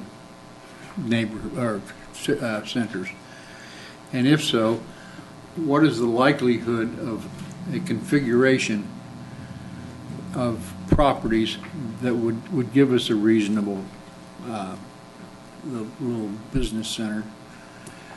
And it's stuff like bus stops and just common things that we would need within this 5-minute walking range we're talking about. Let's see. Merry Christmas, everybody. Mr. Williams. First of all, I'd like to comment on the events of the last 2 weeks, and in particular the parade, which I wasn't able to make. I was in Haines City welcoming in the arrival of my first grandchild, folks. But I just hear so much around the city. People are really, really stoked, to use a young phrase. People are really, really happy about what is happening, and they notice something is happening. Sometimes things can be happening, but people just don't see them, and so they're not moved, they're not motivated. But people can actually see things happening, and people are starting to ask questions, and that's always a good thing. When people ask questions, then you can give answers that will perhaps motivate them into moving into action. And Mr. Bryant, you are to be commended. People throwing your name around around the city. Sometimes it's not a good thing, but in your case, it's a wonderful thing. It's a wonderful thing. Like to Mr. Pierre, sometimes the government can offer wonderful and creative incentives in order to move people, employers to do certain things. And while you can't mandate certain things, you can certainly incentivize things, and sometimes that's the route that we can go to see if we can find incentives to motivate businesses to move in a certain direction. Other than that, we look forward to seeing you guys. I look forward to seeing you guys at the next 2 events, and you all have a happy and safe Christmas and Happy New Year. Dr. Jameson. I'm going to take a page out of Ms. Hurd's book and use this opportunity to tell everyone that my baby, 29 years old, is graduating Friday from the University of Central Florida with a master's degree in industrial engineering. So, Congratulations. so I will be leaving tomorrow to see that happen. My baby, 29 years old. And Merry Christmas. I'll see all of you next couple of Saturdays. So tell you that. Thank you, Ms. Cato. I would just like to say that this year has been, I think, one of the hardest years since I've been on the board you always hear me use the word fight. We got in the ring and we've come out every round, and every round we've scored the most points with what we want to see done. We have been so effectual, right, adjective? In our purpose and the information that I've learned from Mr. McGee and Bill, just in how to go home and read these plans with construction, and Mrs. Washington, the information she brings us and the pointers she gives out. And then I always think about Reed and Charles working for the city and then devoting the time that they can never be paid for with what they give to this board, and even to our clerk and your secretary that keeps us abreast. And to our attorney, I've learned a lot, not just sitting by him, even with Mrs. Lathan.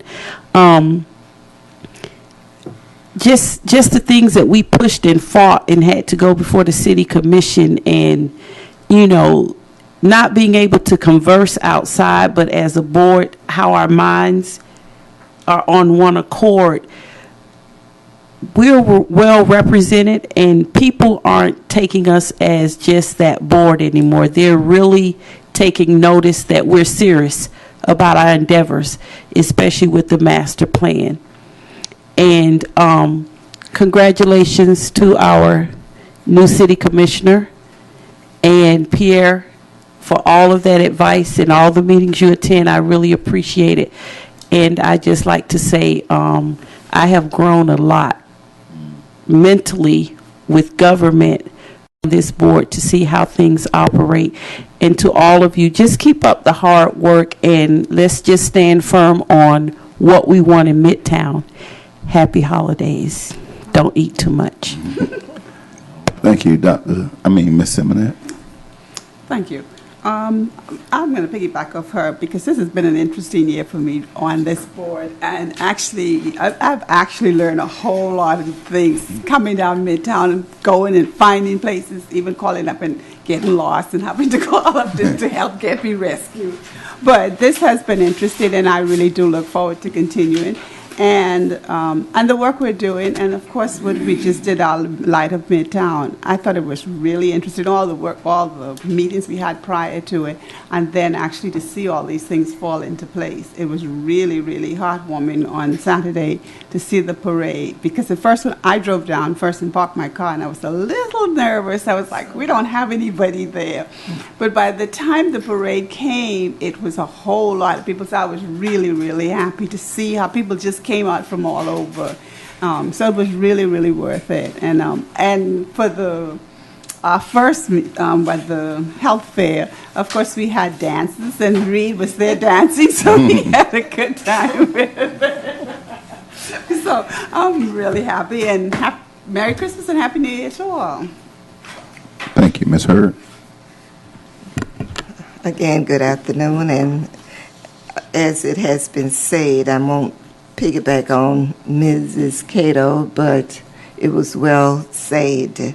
I would like to ask Mr. Bryan, is it too late to put a timer on the tree? Is it?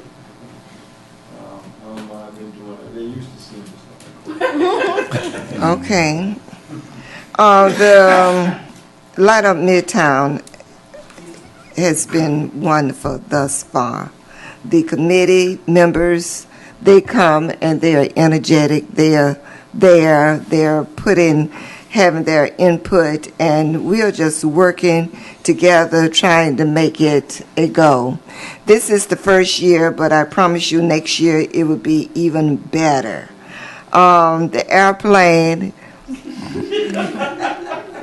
Ms. Cato, the airplane, it was wonderful, and the music was great. So I can't say enough about it. More people will be out next year. More people will be out next year. I would like to take the time and indicate, for those who was not at the City Commissioner meeting, Custom Works on International with the motorcycles, they will be setting up doing Bike Week in March for this year to see how it goes and everything. And I think it will go well. It will be from 8 o'clock, they indicated, to 8 at night. And they have plenty of property there. They're not going to be on the streets doing things that not becoming to us. So thanks for that. Also in the meeting yesterday, we're looking at extending the Bike Week to 10 weeks, as you read in the paper today. 10 days, as you read. as you read in the paper today, whether it's on the end or before, but they are looking at it, and one of the things they might be looking at is the track. That's the three-wheel bikers. And I saw one today, and I said, my, it's really not a bike. It can be a car or whatever, but they're looking at that also. And that trend is growing over this nation. I would like to say thank you for the poinsettia. I don't know where it come from, but thank you very much. And as you always know, I'm always saying I'm 2 weeks before Christmas. When is your birthday? 2 weeks before Christmas. 2 weeks before Christmas. And Charles' birthday was yesterday. Happy birthday, Charles. And to all, I wish you all a Merry, Merry Christmas, and don't eat too much. And Dr. Jameson, I'll say again, that red looks good. Thank you. Thank you. As we close out this year, I want to take the time to thank this board for a very good year. You've been a very supportive board throughout the year. We've had some great discussions.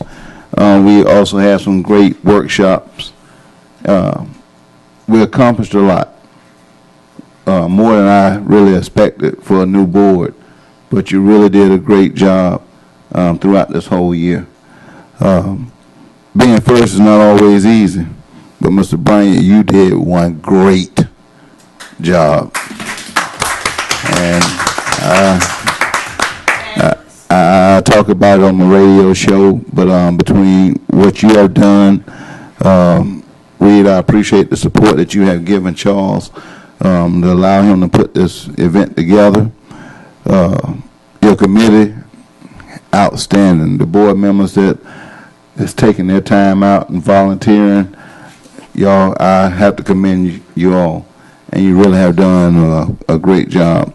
And when you sit back and look at Light Up Midtown being the first, it's making a statement. And it goes to show that change is going to come, and change is good. When we sit back looking at the master plan, that master plan is our future, and it is a great guide. You'll be surprised at some of the calls, because I use it when I'm talking to different investors and developers. I ask them to go on the website, and if they can't go on the website, I try to make sure I mail them a copy for when I'm talking to them on the phone. We can go in, and it's important what Ken was saying, that we identify these 5 zones, because believe it or not, people really do want to come invest in Midtown. And if we continue to clean it up and give the police department the support it needs, and we continue to clean up our streets and our community and start having festivities in it, it would only make us a greater community and make people want to come in and have a walkable community. So I hope we continue to go down that path, in completing the master plan and make it successful. Again, I want to tell Mr. Brain happy birthday. Ms. Hurd, happy birthday. Ben, we didn't forget about you. His birthday was also. And when I was sitting up, before I always come to a meeting, my daughter always say, "Dad, is it on TV?" So my daughter wanted me to make sure I pull out her letter and tell everybody that she loves you. So she wanted me to make sure. She's trying to write now, so she said, "Dad, I love you, so make sure you tell everybody at the board." So I want to tell y'all that, so I had to do that. And I want to sit back and wish everybody a Merry Christmas and a Happy New Year, and I hope that you have some happy holidays, and let's continue to move forward. Stay prayerful, be safe, and at this present time, if there's no other questions or statements, meeting is adjourned. Thank you.